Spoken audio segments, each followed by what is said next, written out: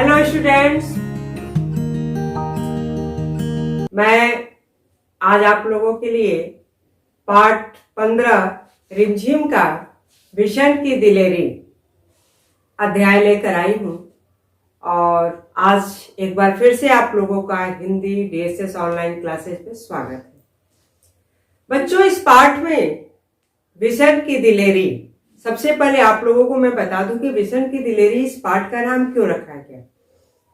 Vision एक बच्चे का नाम है और दिलेरी का मतलब होता है बहादुरी, यानी कि एक छोटे से बच्चे की बहादुरी के बारे में इस अध्याय में बताया गया है। स्टूडेंट्स, विशन जो एक 10 साल का छोटा सा बच्चा है, वो खेतों के किनारे किनारे यानी कि खेतों की मेड़ियों से होते हुए वो कर्नल दत्ता के फार्म हाउस पे जा रहा होता है।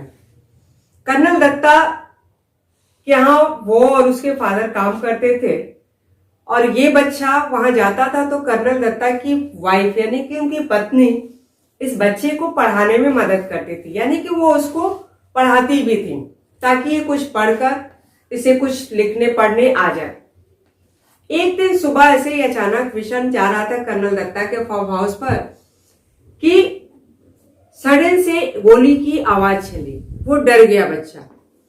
फिर गोलियों की आवाज चलने लगी। बच्चों, ऐसे गोली चलने लगती है, एक बार चलती है, 2 बार चलती है, 3 बार चलती है।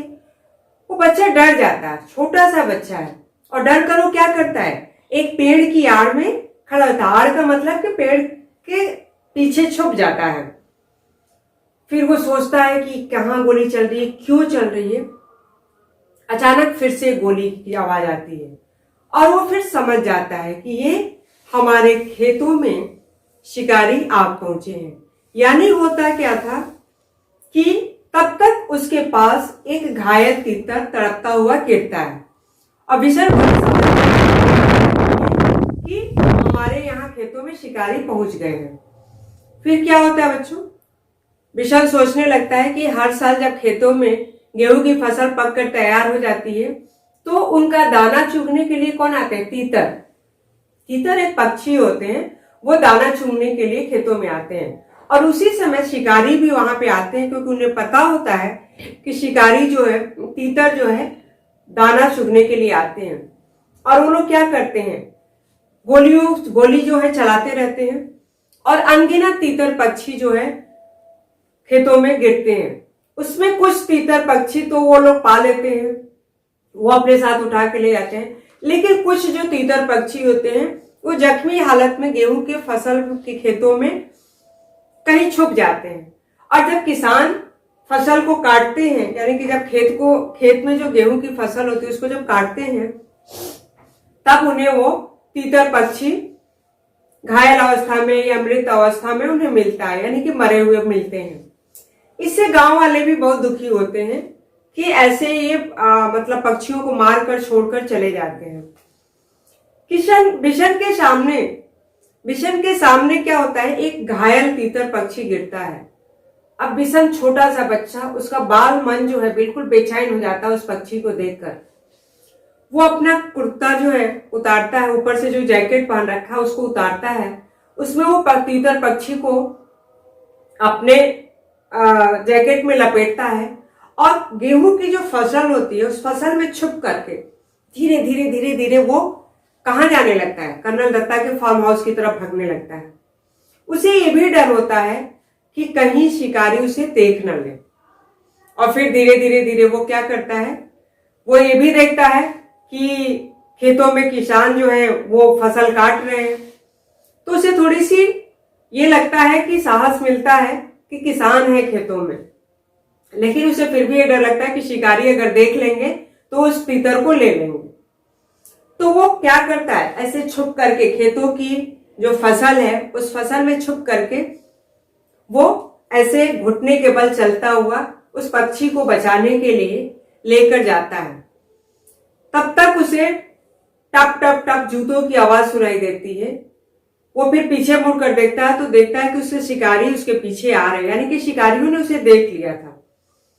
फिर भी वो पतले रास्ते से, टेढ़े मेढ़े रास्ते से होता हुआ, वो कटीले तार होते हैं फार्म हाउस पे जाने के लिए, उसको फांद करके, जिससे क्या होता है उसके घुटने यहाँ कोहनी जो है और शर्ट फट जाते हैं, कोहनी छिल जाती है। शिकारी उसका पीछा करते हुए कहता भी है कि बच्चे रुक जा, नहीं तो मैं तुझे गोली से मार दूंगा। फिर भी वो क्या होता है स्टूडेंट्स, वो अपनी जान की परवाह नहीं करता है। क्यों नहीं करता है? उसे उस घायल पक्षी को बचाना था। वो कटीले तारों को पार करके और फिर वो कर्नल दत्ता के फार्म हाउस में एंट्री कर जाता है और सामने के रास्ते से ना जाकर के वो पीछे के रास्ते से जाता है। क्यों जाता है? क्योंकि उसके पीछे शिकारी ही उसका पीछा कर रहे थे और वो पीछा करता हुआ उसके पीछे पीछे आ रहे थे और ये दौड़ता हुआ अपनी परवाह नहीं करता है। वो उसको चोट लग जाती है, उसकी कूनी छिल जाती है, उसके शर्ट फट जाते हैं, लेकिन फिर भी वो अपनी जान की परवाह नहीं करता। और वो क्या करता है, कर्नल दत्ता के फार्म हाउस के पीछे एक पेड़ होता है, उस पेड़ पर चढ़ करके और वो पीछे से उनकी छत पर चढ़ जाता है। और वो कहां जाकर छुपता है? जो किचन का चिमनी होता है जिससे धुआं निकलता है, उस चिमनी के पास जाकर वो छुप कर बैठ जाता है। उसे ये डर है कि अगर कर्नल दत्ता के पास शिकारी आ जाएगा तो क्या पता कर्नल दत्ता कहेंगे कि तुम दे दो उसको। इसीलिए वो कर्नल दत्ता को भी नहीं दिखाता है और वो छत पर जाकर चुपचाप बैठकर आगे का तमाशा देखता है। शिकारी कर्नल दत्ता के घर आते हैं, कर्नल दत्ता से बोलता है कि वो बच्चा कहाँ, उस बच्चे को बाहर निकालो। तो कर्नल दत्ता बहुत तेज आवाज में बोलते हैं पहले कि तुम हो कौन और किस बच्चे की बात कर रहे हो।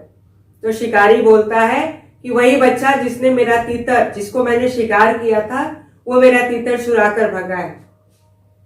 कर्नल दत्ता बहुत तेज है, चूंकि वो कर्नल होते हैं और बहुत तेज आवाज में बोलते हैं कि शिकारी, सबसे पहले तो तुमने एक गलत काम किया है कि तुमने बेगुनाह पक्षियों को मारा है और अगर कोई बच्चा उसे उठाकर ले गया है तो मेरे घर में कोई ऐसा बच्चा नहीं आया है जो यहां पर लेकर आया हूं। दूसरी चीज कि तुम लोग कितने बेगुनाह पक्षियों को मारते हो और आधे को तो उठाकर ले जाते हो और जो तुम्हें दिखाई नहीं देता है वो वैसे ही तड़प तड़प कर खेतों में मर जाते हैं। तो बच्चों यहां पर क्या होता है, उल्टे कर्नल दत्ता जो है उस बच्चे को, शिकारी को डांटते हैं और शिकारी गुस्सा करके क्या करता है, चुपचाप चला जाता है। लेकिन वो बोलता है ये आपने ठीक नहीं किया, उस बच्चे ने मेरे शिकार को लिया है। सब कुछ बिशन जो है उस चिमनी की आड़ में छुप करके देख रहा था छत पर से।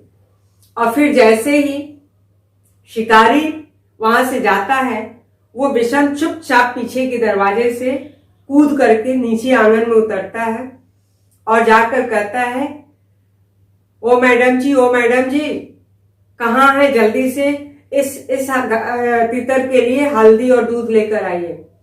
कर्नल दत्ता भी आते हैं और मुस्कुराते हुए बोलते हैं, ओहो तो वो चोर तुम ही हो, तुम्ही ने उस शिकारी का तीतर चुराया है। तो बोलता है कि नहीं साहब, मैंने उसे चुराया नहीं है, उसने इस तीतर को जख्मी हालत में तड़पते हुए छोड़ दिया था, मैंने उसे देखा तो मैं उसे बचा करके लेकर आया हूं। तो कर्नल दत्ता कहते हैं कि शाबाश, बहुत अच्छा तुमने काम किया है। और उसको बोलते हैं कि जाओ तुम पहले मरहम पट्टी वाला डिब्बा लेकर आओ। कर्नल दत्ता क्या करते हैं, उसके पहले घाव को साफ करते हैं, धोते हैं, उस पे हल्दी का लेप लगाते हैं, फिर उसको दूध और हल्दी पिलाते हैं और कहते हैं कि इसकी अच्छे से देखभाल करना, समय समय पर इसे दाना और खाने की चीजों को देना। और कर्नल दत्ता की वाइफ भी उस बच्चे की बहुत ही सराहना करती हैं और कहती है कि बिशन, तुमने तो आज अपनी जान पर खेल करके इस छोटे से पक्षी की जान बचाई है। तो बच्चों, इस पाठ से हमें यही शिक्षा मिलती है कि कभी भी, चाहे वो छोटा हो या बड़ा हो, किसी की जीव की हत्या नहीं करनी चाहिए। हमारे सामने अगर कोई तड़पता हुआ जख्मी हालत में मिलता है, चाहे वो छोटा सा जानवर हो, छोटा सा पशु हो, पक्षी हो, कुछ भी हो, या कोई इंसान हो, अगर हमारे सामने कोई घायल अवस्था में पड़ा हुआ है या मूर्छित अवस्था में है, तो हमें उसकी सहायता करनी चाहिए, ना कि उसे तड़पता हुआ छोड़ देना चाहिए। बिशन ने अपनी जान की परवाह किए बगैर उस घायल तीतर पक्षी की सहायता की, उसे बचाया और एक समय ऐसा हुआ कि कुछ ही दिनों में वो तीतर पक्षी उड़ने लायक हो गया। उसके पंखों को, जो कि एक पंख टूट चुके थे, उसे कर्नल दत्ता ने क्या किया था, टेप से चिपका दिया था ताकि वो कुछ समय तक अगर उसी अवस्था में रहेगा तो चिपक जाएगा।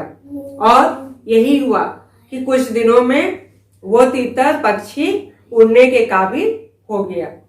तो हमें इस पाठ में यही शिक्षा मिलती है कि किसी की भी निर्जीव हत्या नहीं करनी चाहिए, किसी को बेसहारा नहीं छोड़नी चाहिए। तो बच्चों, उम्मीद है कि इस पाठ से आपको भी शिक्षा मिली होगी कि किसी भी असहाय की या किसी जख्मी हालत में कोई भी मिले तो उसकी सहायता करनी चाहिए। इस कहानी को लिखने वाले प्रतिभा नारायण हैं और प्रतिभा नाथ ने इसको लिखा है। तो बच्चों, आप इसका अध्याय को एक बार फिर से पढ़िए और समझिए और इससे शिक्षा लीजिए।